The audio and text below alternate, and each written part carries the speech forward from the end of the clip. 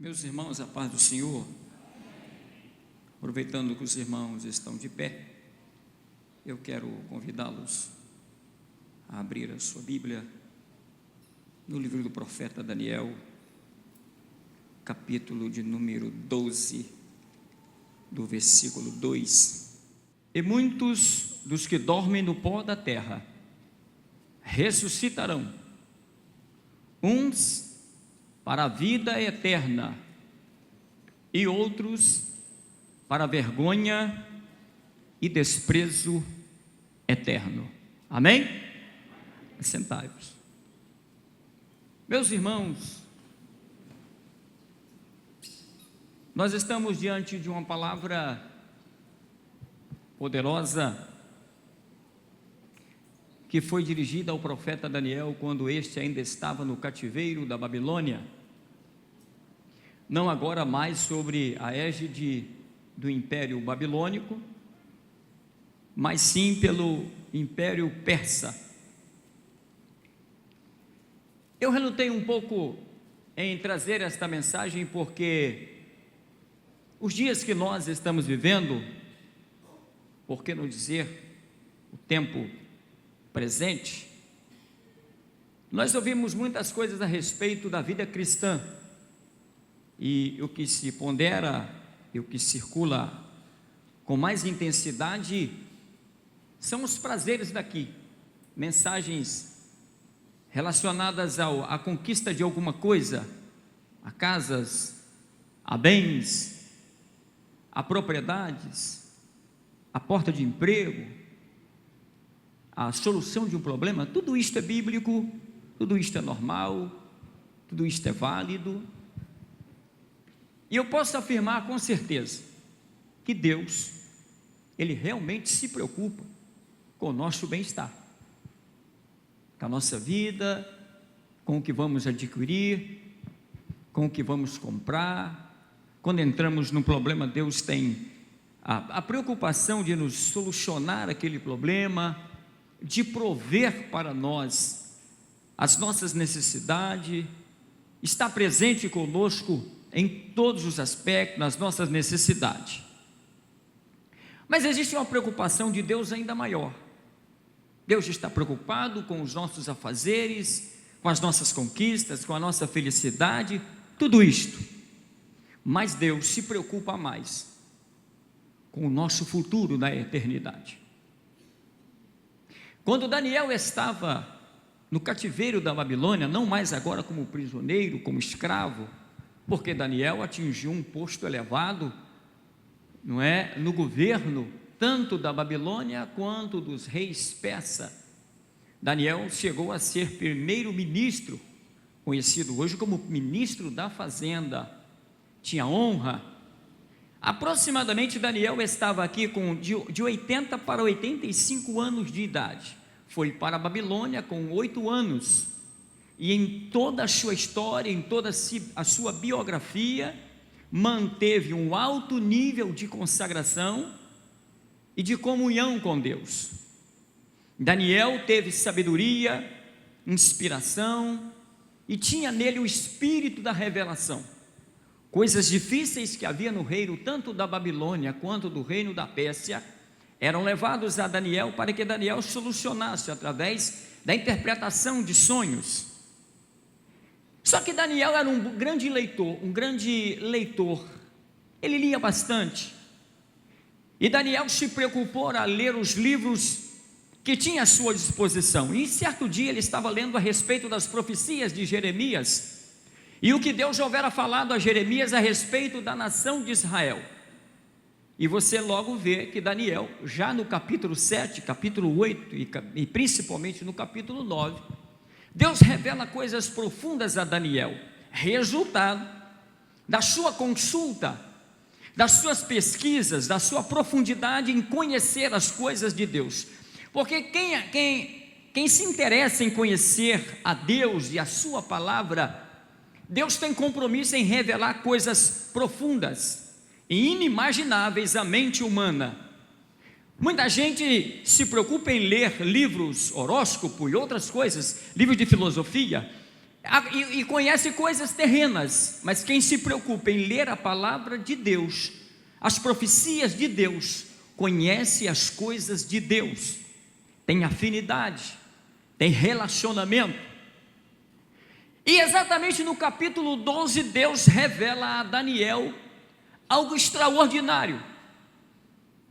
A Bíblia diz que, por ordem de Deus, um anjo foi até a Daniel, e desde o capítulo 7, capítulo 8, capítulo 9, capítulo 10, 11 e 12, deu a ele uma vasta documentação, e por que não dizer revelação dos últimos dias. Por esta razão, o livro de Daniel é conhecido como o Apocalipse do Antigo Testamento.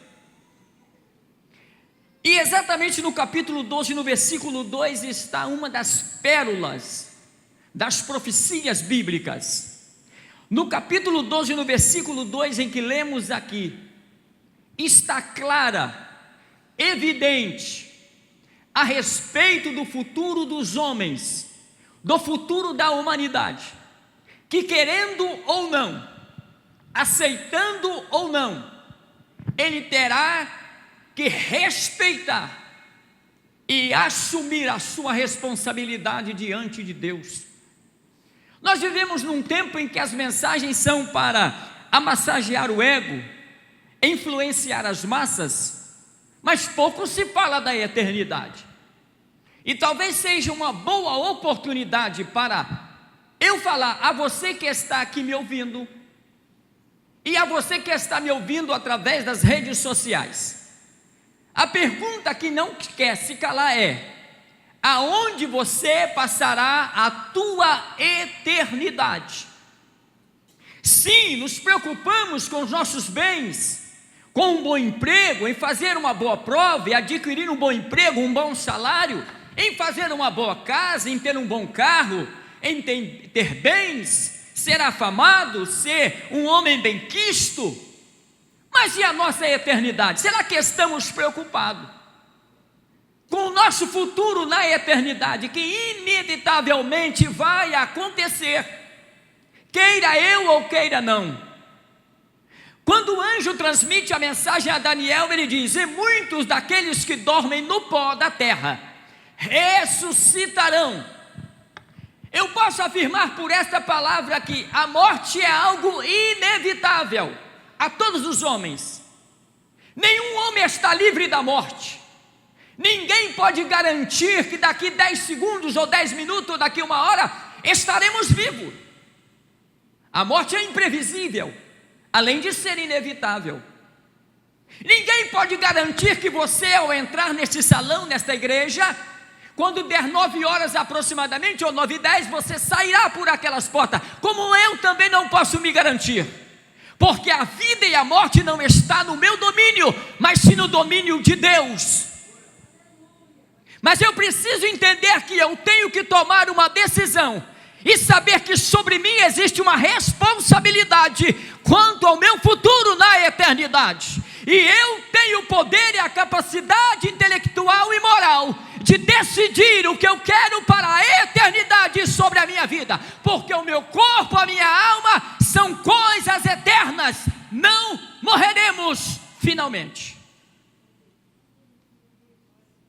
A alma é imortal, o nosso corpo temporariamente é mortal, ele vai para o pó da terra, mas pela palavra de Deus, e este assunto quanto à morte, ressurreição, futuro na eternidade, não está no campo da filosofia, não está no campo da ciência, da religião, mas a Bíblia responde categoricamente e afirma que os homens terão que prestar contas diante de Deus na eternidade, e se eles não estiverem em Cristo, serão condenados eternamente. Esta é a palavra de Deus.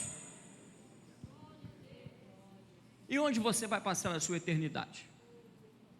Você tem bens? Parabéns. Você tem saúde? Parabéns. E muitos dos que dormem no pó da terra ressuscitarão. Se ressurgiu, é porque morreram. A morte é inevitável. Você não é super-homem. Você não vai viver para sempre. E aqui eu preciso, ao longo deste texto, como diz o profeta, o anjo a Daniel, muitos naquele dia ressuscitarão, uns para a vida eterna e outros para a vergonha e desprezo eterno. Tendo a visão panorâmica do texto, eu posso entender que eu tenho algumas coisas importantes a considerar aqui. Primeiro, meu livre-arbítrio. Qual foi a razão maior por que Jesus morreu no Calvário? Por que ele morreu? Por que a mensagem do Evangelho é que ele morreu um dia pelos meus pecados? Qual foi a maior necessidade de Jesus ter descido a esta terra? Ser humilhado, ser açoitado, morrer. Qual foi a necessidade maior? A minha felicidade? Não. A necessidade maior de Jesus ter morrido é de um dia me livrar da perdição eterna. Porque a palavra salvação significa, no seu contexto teológico, livrar alguém de um perigo eminente, ou seja, os homens estão caminhando para o abismo, para a perdição eterna, mas através da salvação em Cristo, o homem é resgatado do caminho da perdição e colocado no caminho da vida eterna, por meio de Jesus Cristo, pela sua morte expiatória no Calvário. A razão maior dele ter morrido é me dar o passaporte para morar no céu, porque pelo contrário, eu e você seríamos condenados no inferno eternamente. Essa é a razão maior. Porém, a mensagem do Evangelho está explícita. A igreja, por exemplo, está pregando há mais de 2000 anos atrás a respeito do Evangelho. Por que razão uma igreja, e Deus nos compromete, Deus nos responsabiliza de todos os dias estar aqui pregando o Evangelho? É por causa da salvação do homem. Deus não abre mão da salvação do homem, porque Ele sabe que o inferno é um lugar de tristeza, de tormento, mas pela sua palavra, pela sua mensagem, Ele quer resgatar você da perdição eterna e te dar a esperança de um futuro melhor. Agora você que decide. Você tem um livre-arbítrio. Porque até o momento, e eu preciso considerar tanto o livre-arbítrio quanto o tempo. Nós temos tempo, mas não é muito tempo. Porque a decisão da eternidade, ou de onde vamos passar a eternidade, ela tem um tempo. Naturalmente, o homem tem de 0 até 80, 90, alguns chegam até 100 anos. Esse é o tempo. Mas inevitavelmente os homens, muitos até morrem antes, mas vamos considerar que ele viva até 100 anos. Inevitavelmente ele vai passar por todas as fases da vida. Ele vai ser criança, adolescente, jovem, adulto, na velhice, e possivelmente vai morrer. Isso vai acontecer naturalmente. E o que é que nós decidimos enquanto estamos vivendo aqui? Essa responsabilidade é nossa. Esse é o nosso livre-arbítrio. Nós temos o poder de decidir. E Deus, apesar de ser soberano, majestoso, Ele não interfere como um Deus tirano, ditador, e te oprime, te exige que você decida. Não, Ele te dá um conselho: eis que eu ponho diante de vós a bênção e a maldição, escolhei pois a bênção para que viva tu e a tua descendência. A decisão é nossa, a decisão é minha, a decisão é sua. A eternidade ou o futuro do homem na eternidade pouco se fala, mas nós devemos considerar a seriedade do fato. Porque querendo ou não, nós estaremos perante Deus e vamos prestar conta das nossas atitudes aqui na terra. E para aqueles que morreram sem Cristo, o destino será cruel, será de tormento, será de desprezo. O que dizer daqueles que morreram há 1000 anos atrás, desde o tempo de Adão? Os seus corpos jazem na terra, foi deteriorado pelo tempo, pelo pó, está lá só o pó, a cinza. O que dizer daqueles que morreram e foram naufragados pelo mar, pelos rios, que nem tiveram sepultamento, daqueles que morreram e não se tem nem conhecimento de nada? Deus, pelo seu poder e pela sua soberania, há de trazer todos os homens perante a sua face, para que os homens se prestem contas diante dele, e ele, como justo juiz, dará o destino final para aquele que rejeitou e para aquele que aceitou a seu Cristo no Calvário. Qual é a sua decisão? Qual é o curso da sua vida? Para onde que você está indo? Eu tenho livre-arbítrio. Hoje eu posso sair daqui e você pode discordar do que eu estou dizendo. Você pode discordar do que a Bíblia está dizendo. Você pode discordar do que a igreja ensina. Ok. Mas um dia você vai se deparar com toda essa verdade e não vai poder se desculpar.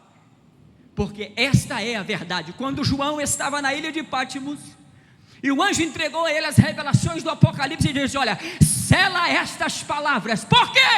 Porque elas são fiéis e verdadeiras. Esta palavra não é a mentira, esta palavra não é infiel, esta palavra é a verdade, e esta palavra é fiel. Se você tem Cristo, você tem o céu. Se você não tem o Cristo, você não tem o céu. Não é eu que garanto, é a Bíblia. Porém a Bíblia diz assim: muitos dos que dormem no pó da terra ressuscitarão, uns para vergonha e desprezo eterno, e outros para a vida eterna. Teologicamente existe um espaço aqui de 1000 anos, e a Bíblia chama isso de primeira ressurreição e segunda ressurreição. Quem fará parte da primeira ressurreição? Todos aqueles que têm o seu nome escrito no livro da vida. E quem são estes? São aqueles que se renderam a Cristo e abriram mão do mundo e dos seus prazeres. Quantos aqui aceitaram a Cristo como Salvador? Parece que tem pouca gente. Quantos aqui já têm o seu nome escrito no livro da vida? Já aceitaram a Cristo como Salvador? O seu nome está registrado lá. É chamada a primeira ressurreição. Da primeira ressurreição vai ressurgir os justos, aqueles que aceitaram a Cristo. A segunda ressurreição é aqueles que não aceitaram a Cristo. Ressuscitarão no final dos séculos para serem julgados. A estes o destino é cruel. Olha o que a Bíblia diz: e muitos dos que dormem no pó. Porque na verdade se ensina que a morte é algo que é o término da vida. Não, a Bíblia não trata a morte como término da vida, como fim da vida. Pelo contrário, quando o indivíduo morre, aí que se começa a vida, porque aí se começa a eternidade. E a palavra eternidade dá a ideia de um tempo que não tem fim, de um tempo que não vai acabar. Daqui a pouco nós estamos meia-noite, até 5 horas, 4 horas da manhã, vai acabar a noite, vai começar o dia, e assim sucessivamente. Está se acabando 2024 e vai começar 2025, nós temos data, tempo limitado, hora. Na eternidade não existe isso. Então precisamos pensar que se a gente passar da eternidade sem Cristo, do outro lado, viveremos em tormento eterno, não apenas um mês, não apenas um ano, não apenas 3 anos, ou por um tempo, será por toda a eternidade. Muitos dos que dormem no pó ressuscitarão, uns para a vida eterna, e outros para vergonha e desprezo eterno. Eu vou tratar primeiro do conceito da perdição eterna, porque o fechamento é bem melhor, é claro. Mas quem são aqueles que hão de ressuscitar para vergonha e desprezo eterno? O que seria isso? Este grupo pertence àqueles que rejeitaram a Cristo, que viveram uma vida de forma aleatória, desobediente, rebelde, sem princípio, sem obediência, sem santidade, negligenciaram a mensagem do Evangelho, zombaram de Cristo, vituperaram o seu Evangelho. E isso é muito sério, porque Deus deu a sua palavra e está registrado em Romanos, que Deus de forma insistente tenta, se revela, fala, mostra, traz sonhos, traz circunstância para conscientizar o homem da necessidade de salvação, mas o homem na sua brutalidade, na sua rebeldia, não quer Deus, não aceita Deus, não está nem aí. O que se interpreta a palavra quando Jesus, falando aos seus discípulos, ao multiplicar a iniquidade, o amor de muitos esfriarão. Iniquidade é pecado, e pecado é iniquidade, é a mesma coisa, são pecados, mas em graus diferentes. A palavra pecado é erro, é você falhar, mas no sentido original, ela dá a ideia de você querendo acertar o alvo, porque a palavra significa a pretensão de acertar o alvo, mas no sentido pecado é você erra o alvo, mas na intenção de acertar. Contudo, a palavra iniquidade, que também é pecado, dá-se um sentido ainda mais amplo. Por quê? Porque iniquidade é aquele ato que você pratica de forma consciente, sabendo que é errado e sabendo das consequências. Ou seja, alguém que erra, ele sabe que está errado, sabe que vai sofrer, mas não está nem aí, se dane. Mas Deus não gosta que se dane a vontade de Deus, o que importa é a minha vontade. E neste tempo de tanto secularismo, indiferença, rebeldia, Deus fez um negócio, Deus fez um algo. Deus insiste com a salvação do homem, mas quando você vai para o livro da carta de Paulo aos Romanos, Deus, por causa da desobediência dos homens, da rebeldia dos homens, por causa da sua negligência, do seu pecado vil, Deus, a Bíblia diz que Deus os entregou a um comportamento perverso. Não foi isso que Deus disse a Daniel, a Noé, lá no tempo, olha Noé, o meu espírito não mais vai convencer os homens dos seus pecados, não vai contrariar o mais. Por quê? Porque a humanidade tomou uma situação, uma decisão de não se render a Cristo. Então o fato de alguém ser condenado ou estar destinado ao inferno, não é porque Deus o destinou pela sua vontade, mas pela escolha do homem em não obedecer a Deus e os seus princípios. Agora a questão é mais séria do que a gente imagina, porque a gente imagina que isto será hoje, por exemplo, quando eu estava pensando nesta mensagem, eu confesso aos irmãos, eu pensei até em pregar em Reis, quando Eliseu, a mulher lá fez um quarto para ela, para ele, aí ela colocou uma cama, uma mesa, um castiçal, uma cadeira, um quarto pequeno. Isso aí tem uma mensagem boa, massagear. Só que aí é o seguinte, eu não estou preocupado com o seu aplauso, com o seu elogio, eu me preocupo com a verdade bíblica. Eu tenho responsabilidade. Não significa dizer que eu sou super-homem.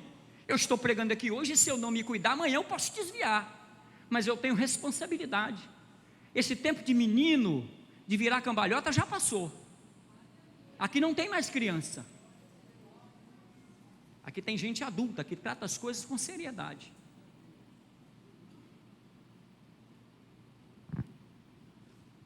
Então, eu me lembrei de um caso de um rapaz que vivia aprontando as coisas, fazendo coisa errada. Aí tinha um amigo, e esse amigo era advogado. Aí quando ele entrava num problema com a justiça, ia perante o juiz, estava lá o advogado para defender ele. Aí o advogado, que era amigo dele, defendia ele, por várias vezes defendeu. Só que aí teve um dia, passou o tempo, Aquele amigo dele, que era advogado, se tornou juiz, e ele continuou aprontando. Aí quando chegou, agora diante de um julgamento, ele lá, sentado na cadeira para ser julgado, e ele viu que o seu amigo era o juiz. Falou: então tá, agora tá bom. E se como advogado eu tinha a benécia dele, a capacidade intelectual dele, e agora que vai ser mais fácil, porque agora ele é juiz, tranquilo. Foi quando ele deu a decisão de condená-lo pelos autos. Eu não sei muito esses termos jurídicos, mas foi condenado.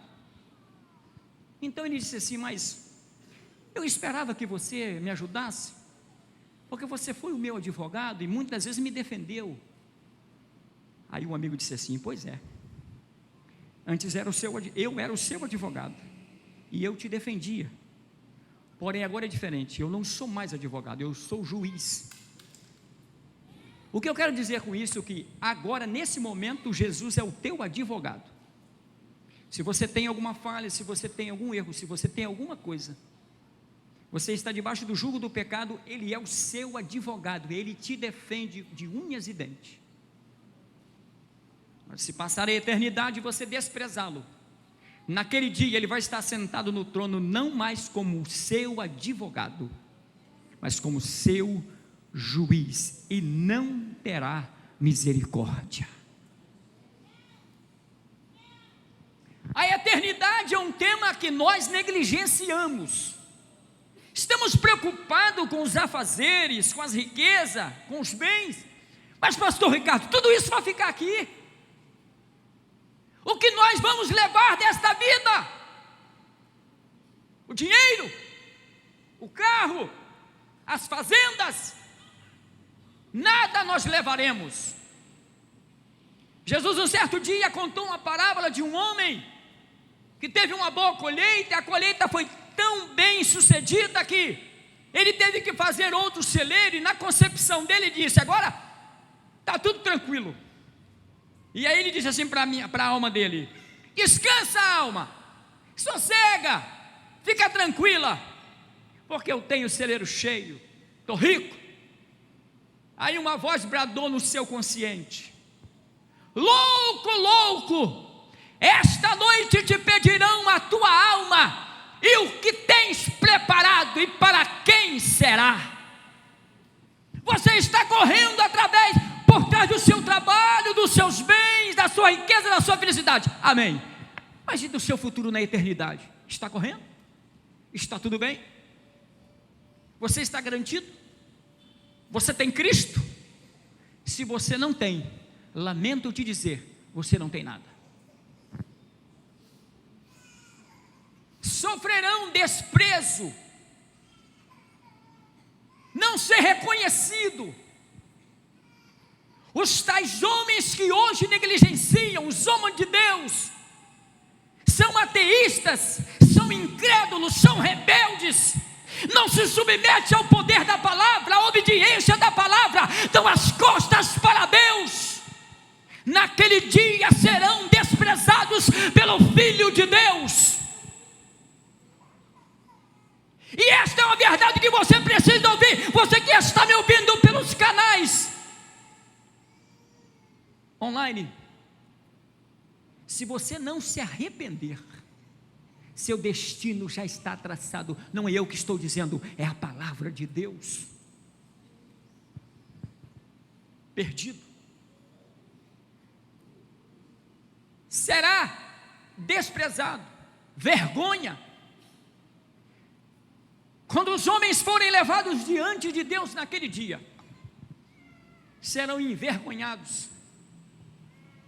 A palavra desprezo, vergonha, se você pegar um contexto geral, porque eu não tenho muito tempo para colocar tudo isso e pregar, porque o tempo não que seja limitado, mas isso aqui é inesgotável. Mas os homens perante Deus terão medo, desespero, angústia, choro, lamento, tristeza. Este será o sentimento. Sabe por quê? Porque não vai ter desculpa. Eu não fui crente porque eu não levei tanto a sério, mas Deus é amor. Deus não é amor? Porém, Paulo disse assim: considerai, pois, a bondade de Deus, mas também a sua severidade. Deus é severo com a sua palavra. Vivemos num tempo em que os homens querem fazer o que querem, sem limite. Mas, e o que dizer daqueles que se desviaram, que estiveram aqui por algum tempo, que muitos até foram obreiros, pastores, presbíteros, pregaram a palavra, oraram e Jesus curou, paralítico andou. Eles também receberão a recompensa de terem desprezado uma Cristo, se desviaram. Porque o importante não é viver uma vida cristã momentânea, por um tempo. Mas o anjo disse a Daniel: vai até o fim, porque tu vai viver na tua sorte. Mas também daqueles, os que receberão a palavra de perdição eterna, não somente aqueles que desprezaram, não somente aqueles que se desviaram, mas também aqueles que estão inseridos na igreja, tem cartão de membro, é obreiro, é pastor, é membro de igreja, mas não vivem uma vida de santidade, Deus também os desprezará. É a verdade. Não foi essa desculpa que Jesus falou na parábola?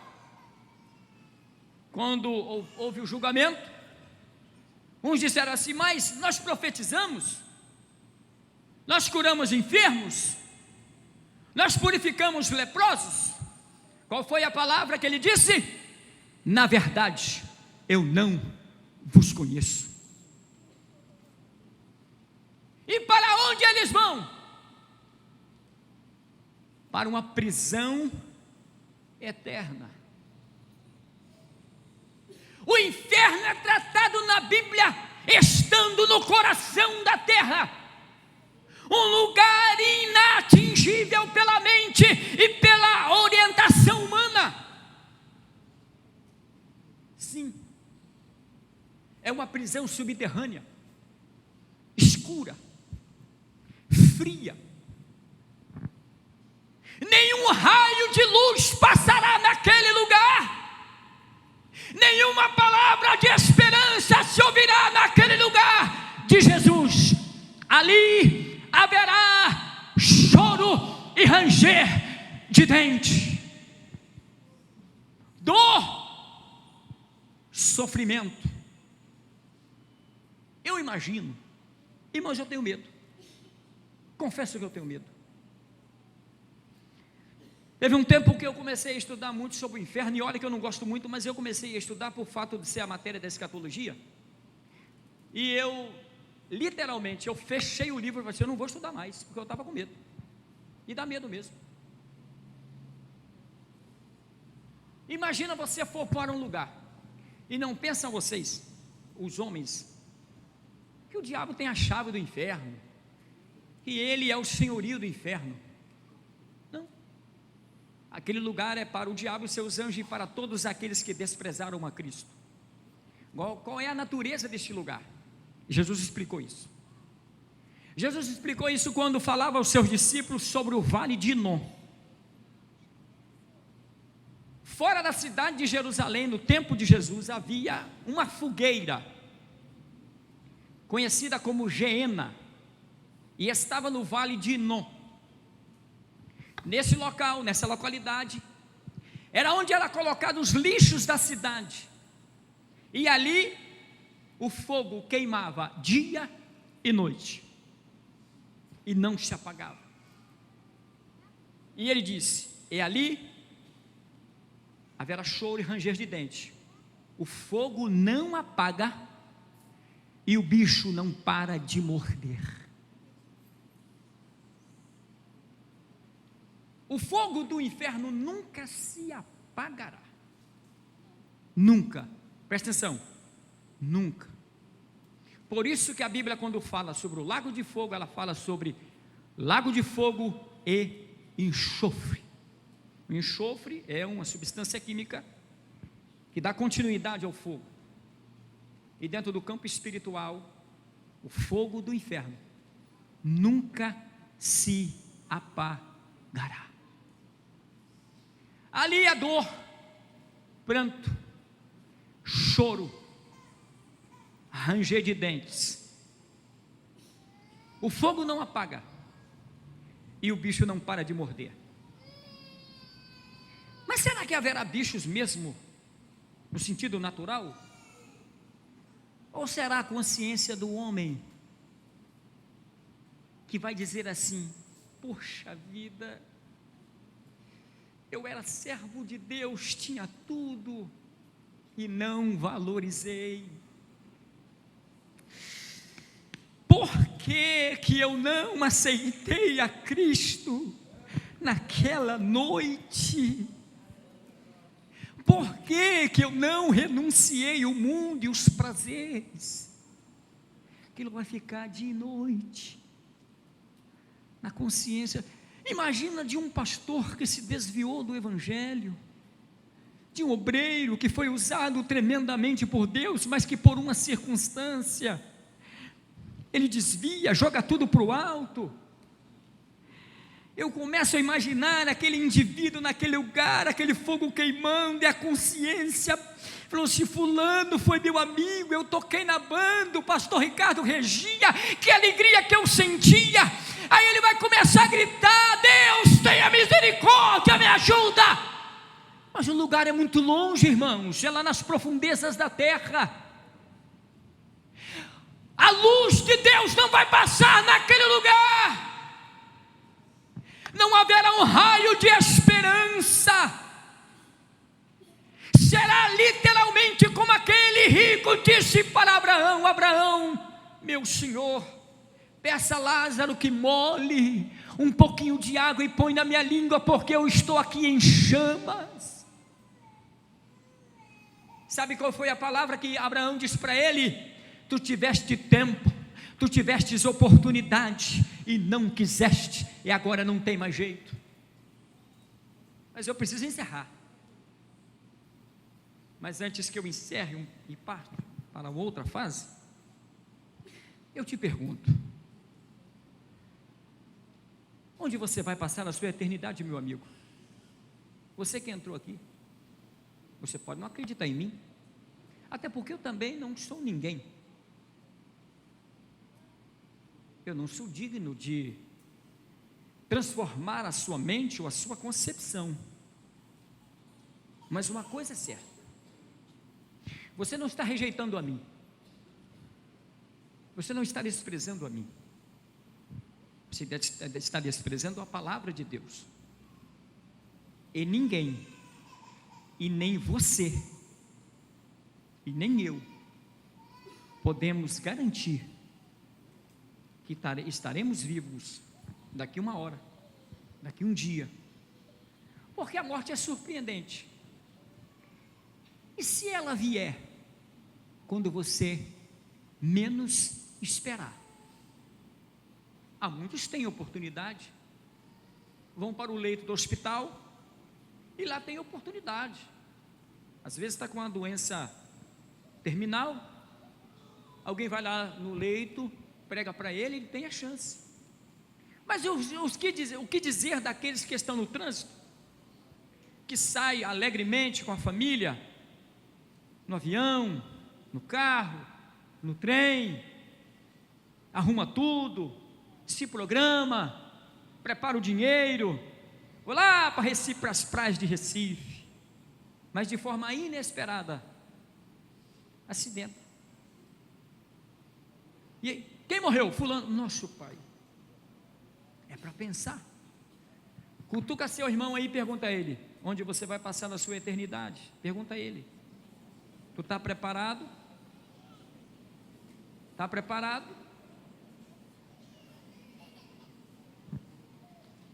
Mas diferente deste lugar aonde Deus reservou para o diabo e seus anjos, e de forma inconsequente, os homens irão para lá, que é tratado como lugar de desprezo e de morte eterna. E aqui eu preciso explicar algo importante. Morte eterna. O que vem a ser? Se é morte é porque terminou? Não. Morte eterna é porque você viverá, ou aquele que está sem Cristo viverá eternamente separado de Deus. Ele vai estar vivo, mas vai estar morto espiritualmente. Hoje você tem a oportunidade de ver o grupo cantando, o tocador, o pastor daqui a pouco vai dar a bênção apostólica, amanhã tem pregador, mas naquele dia você não terá. Pense nisso. Em contrapartida, Daniel disse assim: e muitos naquele dia ressuscitarão, uns para vergonha e desprezo eterno, mas outros para a vida e gozo eterno. Enquanto existe uma palavra de perdição para aqueles que rejeitaram a Cristo, para aqueles que aceitaram a Jesus como Salvador, existe uma palavra de esperança. Enquanto aqueles que estão sem Cristo e viverão eternamente em sofrimento, a Bíblia me diz que os salvos viverão e lá a morte não reinará. Você pode dar glória a Deus? Enquanto aqueles que rejeitaram a Cristo estarão chorando de amargura pelo sofrimento causado pela chama do inferno, a Bíblia diz que Deus enxugará dos nossos olhos todas as lágrimas. Enquanto aqueles que rejeitaram a Cristo viverão na escuridão eterna, diz a Bíblia que lá haverá luz, e a cidade não vai precisar da luz do sol, porque a glória do Cordeiro vai iluminar a cidade.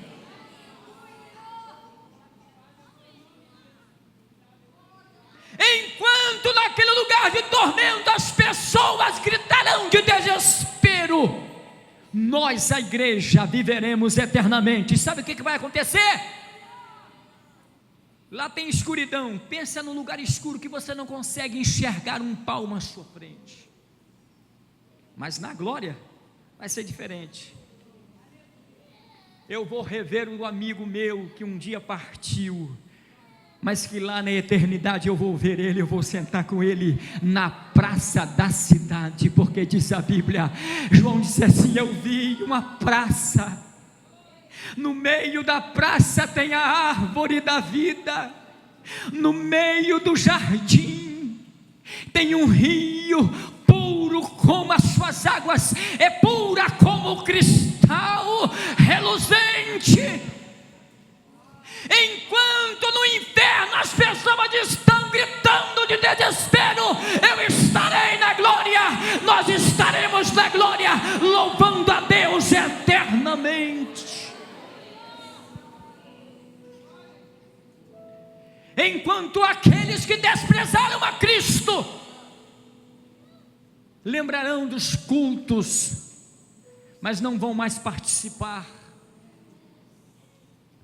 Lembrarão dos seus filhos, talvez dos seus pais, que de forma insistente disse: filho, aceita Jesus como Salvador, e ele não quis. Resolveu ir para a cachaça, para a maconha, para a cocaína, para a prostituição, mas que agora está em tormento. Mas aquele jovem que resolveu abrir mão de pecado, de uma prática pecaminosa, estará com Cristo eternamente no céu. Lá, a roupa, sinceramente eu não sei,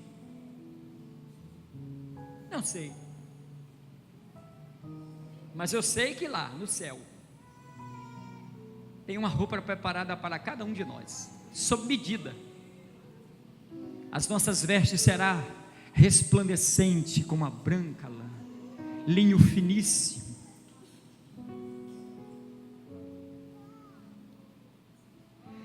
Enquanto lá, uma prisão eterna, lá eu vou estar livre.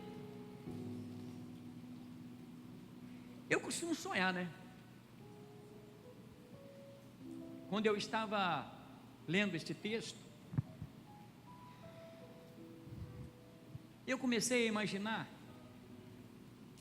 porque hoje nós estamos limitados ao tempo e ao espaço, ao estado físico. Eu não posso, para mim, ir para minha casa, eu preciso pegar meu carro e ir para lá, né? Mas na eternidade não vai ser assim.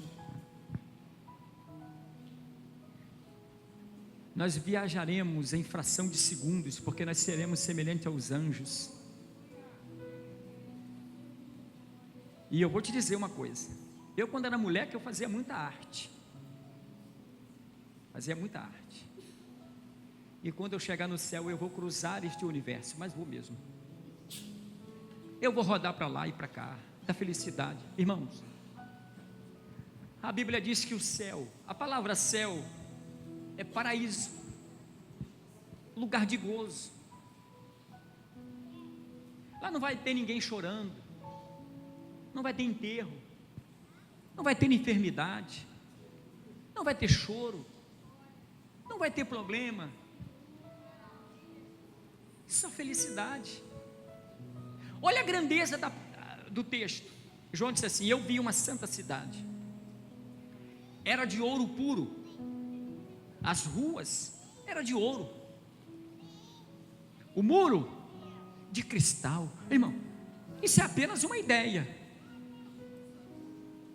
Imagina você sentado com alguém que você muito considerou no passado, e que por causa de uma circunstância a pessoa morreu e hoje você não vê mais, o seu amigo, seu pai, seu irmão, alguém íntimo seu, que você não consegue mais ter acesso.